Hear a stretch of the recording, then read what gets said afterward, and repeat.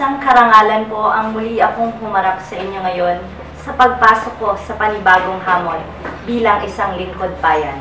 Ngunit bago ko po ilahad ang aking mga plataporma at mga hangarin, hayaan niyo po munang ibigay ko ang aking taos-pusong pasasalamat sa inyo pong naging tulong at suporta noong nakaraang halalan. Sa inyo pong pagtitiwala, ang inyong lingkod ay nanalo at naging primera konsehal ng ating minamahal na lungsod ng Tanawan. Hayaan niyo pong ipakilala ko muna muli ang aking sarili.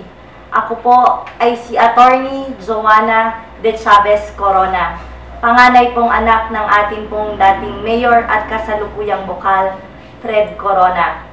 Ang inyo pong lingkod ay nakapagtapos ng kursong AB Economics sa De La Salle University, Manila.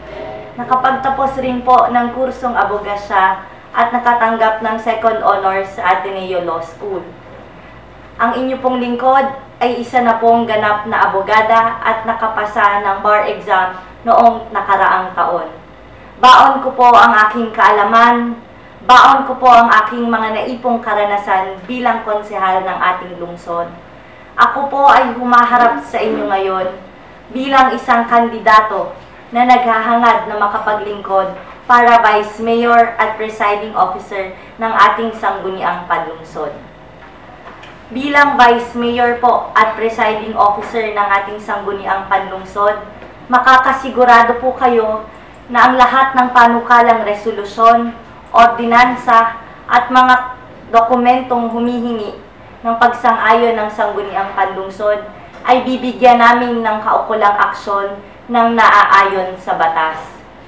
Ang pag-aaral po ng budget para sa mga gustusin ng pamahalaan ay susuriin naming mabuti at sisiguraduhin namin na ang bawat sentimo nito ay mailalaan sa mga makabuluhang proyekto at programa na nagsusulong ng pangunahing pangangailangan ng ating mga kababayan. Kung ako po ay inyong pagtitiwalaan, asahan po ninyo na ang aking isusukli ay isang malinis, matapat at may pusong paglilingkod. Muli po, huwag niyo po sanang kalimutan sa Mayo 13, Vice Mayor Attorney Joanna Corona para sa kabataan, para sa bayan. Maraming salamat po.